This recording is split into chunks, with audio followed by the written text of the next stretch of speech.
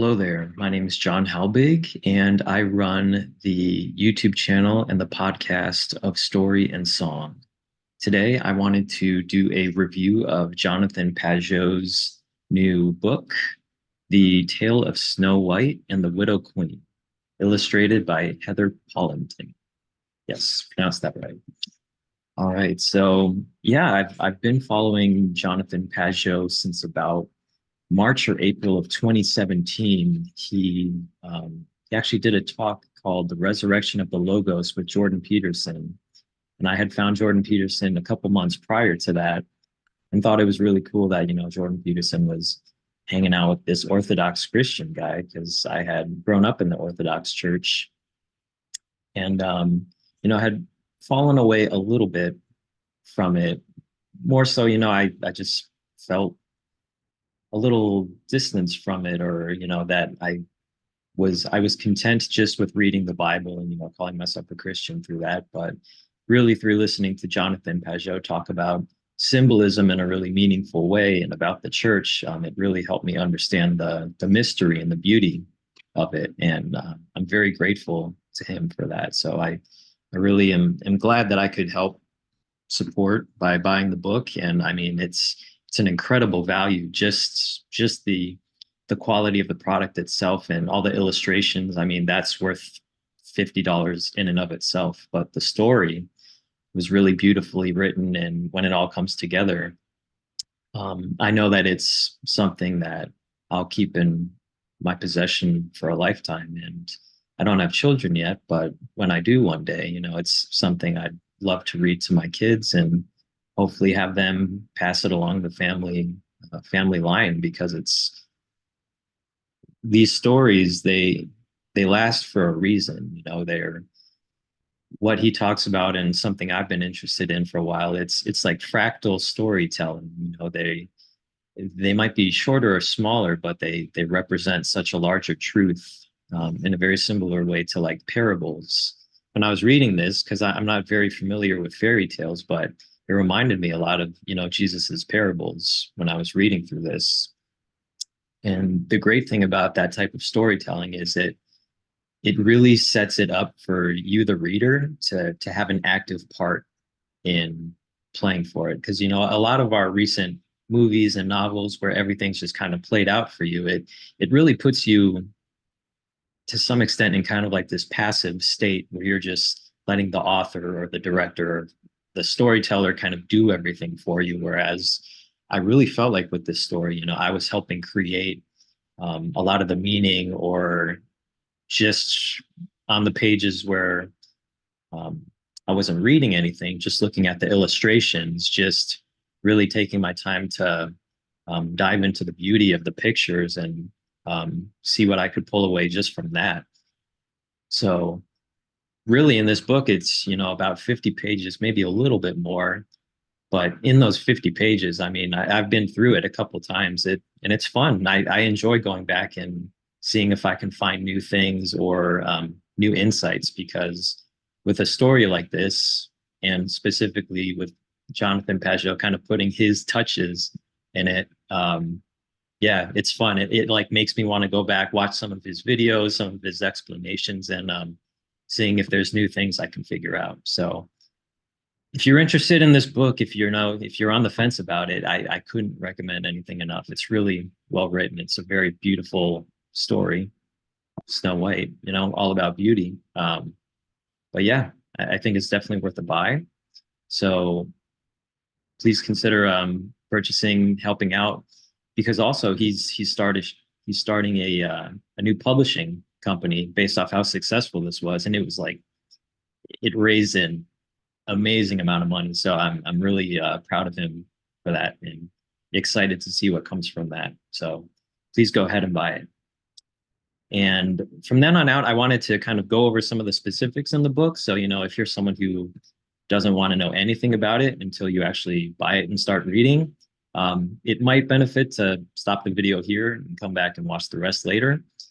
Because some of what I interpreted from the story, or And whether I got it right or not, I'm not sure. But here's some of like the insights I took from the story. So if you've read it or don't mind hearing some of that, here's some of the things that I took away. So the story starts off in the winter time. And winter, is kind of this time of like hibernating, hibernation, waiting, patience. And with the queen, she's been waiting for a child and really wants one, but what makes her a very regal queen is that she's patient. She has trust in what she feels and feels that she's going to give birth to the most beautiful girl in the world. And with that patience and ultimately sacrifice, she sees the vision of the crow.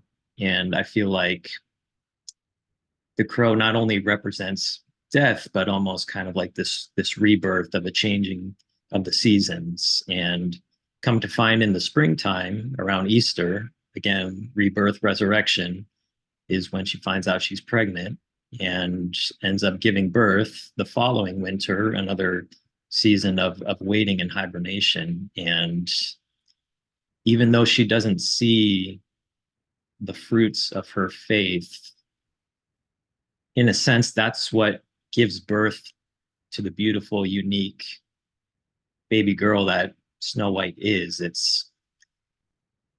She's the product of the queen's faith. And I think that that's a huge part of what really sets up the rest of the story, because you have the queen in her faith creating Snow White in her beauty, but then you also have the king who, upon the death of his wife, upon the loss of that beauty that he was clinging too tight to, instead of having faith himself, he,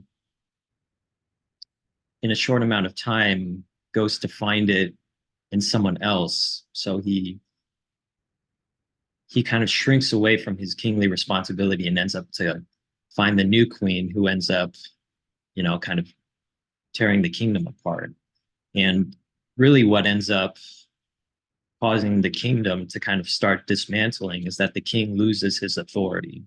All of a sudden, there isn't the authority of the word and of tradition. It becomes him constantly trying to appease beauty. And with the king setting the standard for everybody, in a sense, I actually thought this was really interesting. With the king continuously, um, like adorning his new bride, so giving her jewelry and riches and things to supplement her beauty. In a sense, it's almost kind of like he's poisoning her by feeding this desire for beauty in herself. So it's hard to know, whether she's manipulating him or it's his insecurity that's also feeding her own. It's kind of a chicken and egg type situation. But I thought it was interesting, especially considering later in the story, you have the evil queen who's doing the same thing to Snow White, not in a type of seductive way, but in a more maleficent type of way. But I thought that that was really interesting. So you have, the king doing all that, kind of setting up the precedent for the queen starting to really become self-absorbed and self-enamored with herself. And you also have Snow White, who's neglected by her father, neglected by the kingdom. But really, I think what really bolsters her beauty is that she's raised by the servants in the kingdom. So, you don't have the king being what he ought to be, but you do have the servants in the kingdom being what they ought to be. And they carry on the tradition and the story of the queen by telling her about what her mother was like. And I think, she doesn't have like a direct example, but she's able to kind of carry on faith through that way, through storytelling and like that. And I thought another interesting part was when we're introduced to the prince, how he's depicted in the picture is he's actually very well adorned himself. Like, he has, I don't have the picture in front of me, but very like beautiful horse. It seemed like he had like a really nice fancy vest on. So it's like he kind of shows that there is a place for holding these beautiful like adornments and like supplementing his um I don't know if I'd use beauty, but masculine beauty maybe or something like that. But it's like he has like he's a good prince. Like he's kind of earned or he's incorporated it in a healthy way. Um and let's see here. So yeah, so you have the prince who well and what makes him a good prince too is that he notices Snow White's beauty in spite of her lowly position. So she's working as a servant. He's talking to the queen right there. And, he doesn't know at the time that she's not the most beautiful person that he's been hearing about. But when he sees Snow White, he recognizes her, even as the servant. But Snow White still isn't um, fully like comfortable or trusting of her place quite yet. So, we still have a little bit of a divide between them at that point. And, obviously the queen becomes very um, self-conscious and she casts Snow White out into exile, into the wilderness. And all of a sudden, now that she's out in exile, we get kind of this new dynamic set up, which is the hunters and the dwarves. Now, this is where, I start getting into a little bit of more like my theories. I don't know if it's quite correct or not, but I thought it was an interesting idea. So what I started thinking about with like hunters versus dwarves is like I feel like they're almost kind of like the opposite poles of like harsh masculinity and like clever or weak masculinity or like imaginative masculinity. So let me kind of explain a little more. Like with the hunters, they're kind of they're brutal, they're killing up all the animals, they're getting rid of any of the obscure things, they're getting rid of kind of the margins, they're taking out anything that isn't the will of the queen. And with the dwarves, they're kind of thieves and mischievous at that point. So they're not really producing work by their own hands, or they're not directly impacting the world. They're kind of stealing from everyone else. And what was interesting to me is that Snow White, as the feminine presence in their life and a good feminine presence, really kind of helps temper them, or serves as like the mirror for each of them. So when the hunter goes to kill Snow White and sees her like innocence and beauty, he really kind of stops and notices how brutal he's become and allows like the softness or grace of Snow White to impact him so much so that he does the honorable thing, lets her go, warns her, and goes back to the kingdom to face what he faces. And the dwarves are thieves and they're acting dishonorably. They're resentful about how they've been treated and they're stealing from everyone else, almost kind of like this parasitic process in a way. They're not living for themselves, they're not producing of their own works. And when Snow White points out to them, they're like, how could you let this thief do that? She's like, well, you're thieves and I trust you. And I think they noticed at that point that it's like they they have their values, but they're not living out their values. And once again, she's the mirror for them. And all of a sudden, the next day, they pick up their their pickaxes and their shovels. I think it was shovels, something like that, pickaxes, and they go to work. So they get a sense of honor in their life, and she helps.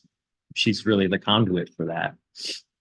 Um, and another thing I thought was interesting with the seven dwarves, I don't know if he meant it this way, but I thought it was could be an interesting idea. Is I saw the seven dwarves as like the 7 days of the week.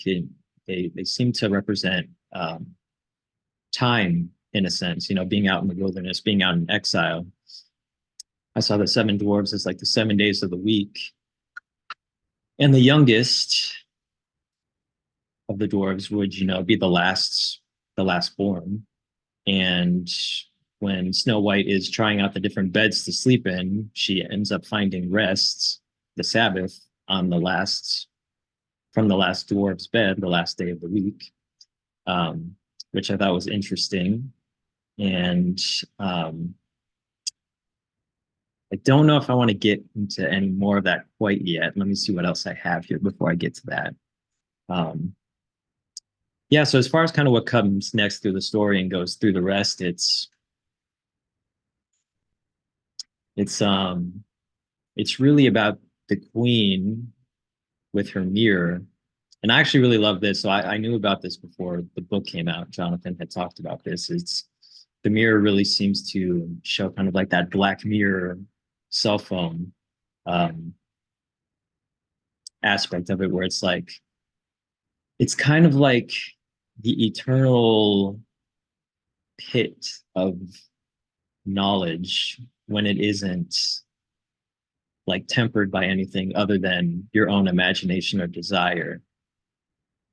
So it's like, you know what I mean? It's like if you really want to keep learning and learning and learning something, there's almost no end to it. You can keep digging into it more and more.